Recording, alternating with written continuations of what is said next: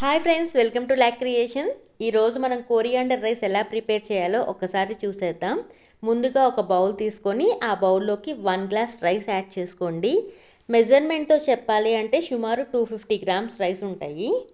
ఇప్పుడు మనం బౌల్లోకి తీసుకున్న రైస్ని 1 or 2 టైమ్స్ నీట్గా కడిగి తీసుకోండి. తర్వాత మనం తీసుకున్న 1 గ్లాస్ రైస్కి 2 గ్లాసెస్ వాటర్ పోసుకోవాలి. 15 మినిట్స్ పక్కన పెట్టిన తర్వాత రైస్ని ఉడికించుకోండి. నేను ఈ కోరియాండర్ రైస్ ప్రిపేర్ చేయడానికి నార్మల్ రైసే యూస్ చేస్తున్నాను. మీకు కావాలి అనుకుంటే బిర్యానీకి యూస్ చేస్తాం కదా, ఆ రైస్ యూస్ చేసుకోవచ్చు. తర్వాత కోరియాండర్ రైస్ ప్రిపేర్ చేయడానికి మెయిన్ ఇంగ్రీడియంట్ కొత్తిమీరే కదా, సో కొత్తిమీరని నేను చూపించినట్టుగా సన్నగా కట్ చేసి 1 or 2 టైమ్స్ నీట్గా క్లీన్ చేసుకోండి. మనం ప్రిపేర్ చేసే 250 గ్రామ్స్ రైస్కి ఒక పెద్ద కట్ట అయితే ఒకటి, లేదు చిన్న కట్టలు ఉంటే 2 తీసుకోండి. నీట్గా క్లీన్ చేశాక ఒక ప్లేట్లోకి తీసేసుకోండి. ఈ కొత్తిమీర రైస్ ప్రిపేర్ చేయడానికి కావాల్సినవి ఆనియన్స్, క్యారెట్, కొత్తిమీర అండ్ 4 to 5 పచ్చిమిర్చి తీసుకోండి. మీరు కారం ఎక్కువ తినే వాళ్ళైతే ఇంకా 2 to 3 చిల్లీస్ కూడా యాడ్ చేసుకోవచ్చు. ఇప్పుడు స్టవ్ ఆన్ చేసి స్టవ్ మీద ప్యాన్ పెట్టి ప్యాన్లోకి 2 to 3 table spoon oil add చేసుకోండి. ఆయిల్ కొద్దిగా హీట్ ఎక్కిన తర్వాత 2 నుంచి 3 బిర్యానీ ఆకులు యాడ్ చేసుకొని కొద్దిగా వేగినాక జీలకర్ర కూడా యాడ్ చేసుకోండి. జీలకర్ర కూడా వేగిన తర్వాత మనం కట్ చేసుకొని పక్కన పెట్టుకున్న ఇంగ్రీడియంట్స్ 1 by 1 యాడ్ చేసుకోవాలి. ముందుగా నేను ఆనియన్స్ యాడ్ చేస్తున్నాను. ఆనియన్స్ కొద్దిగా కలర్ చేంజ్ అవ్వాలి. ఈ ఆనియన్స్ కొద్దిగా కలర్ చేంజ్ అయిన తర్వాత నేను క్యారెట్ యాడ్ చేసుకుంటున్నాను.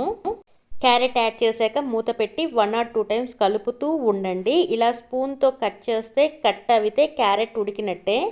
మీరు ఇంకా దీంట్లోకి గ్రీన్ పీస్ కూడా యాడ్ చేసుకోవచ్చు.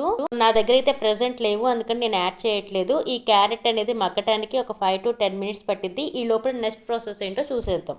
ఒక మిక్సర్ జార్ తీసుకొని ఆ మిక్సర్ జార్లోకి ఇందాక మనం శుభ్రంగా కడిగి పెట్టుకున్న కొత్తిమీరాక యాడ్ చేసుకోవాలి. తర్వాత ఇందులోకి వచ్చి స్పైసెస్ యాడ్ చేయాలి. తర్వాత ఇందులోకి స్పైసెస్ వచ్చి 3 to 4 వెల్లుల్లి, ఒక చిన్న అల్లము, 4 నుండి 5 పచ్చిమిర్చి, 2 యాలకులు, 4 లవంగాలు, చిన్న దాల్చిన చెక్క, ఇవన్నీ వేసి ఫైన్ పేస్ట్ లాగా మిక్సీ పట్టుకోవాలి. నేను ఇందులోకి వాటర్ ఏమీ యాడ్ చేయలేదు. మీకు గనక ఫైన్ పేస్ట్ లాగా రాకపోతే 2 to 3 table spoon water add చేసి ఇలా పేస్ట్ లాగా ప్రిపేర్ చేసుకోండి.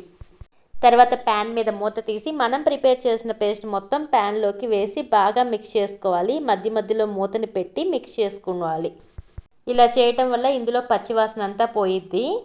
10 మినిట్స్ తర్వాత ఇందులో ఉన్న పచ్చివాసన అంతా పోయిద్ది. అదే విధంగా కలర్ కూడా చేంజ్ అవుతుంది, కొద్దిగా గ్రీన్ కలర్. ఈ స్టేజ్లో కనుక వస్తే మనకైతే ఇది రెడీ అయిపోయినట్టే. తర్వాత మనం 250 గ్రామ్స్ రైస్ని ఉడికించి తీసుకున్నాం కదా, ఆ రైస్ అంతా కూడా ప్యాన్లోకి యాడ్ చేసేసుకోండి.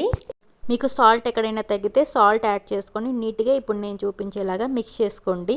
అంతే అండి, మన కోరియాండర్ రైస్ ప్రిపేర్ అయిపోయింది. ఈ వీడియో కనుక మీకు నచ్చితే లైక్ చేయండి, మీ ఫ్రెండ్స్ అండ్ రిలేటివ్స్కి షేర్ చేయండి అండ్ సబ్స్క్రైబ్ చేసుకోవటం మర్చిపోకండి. Thank you for watching.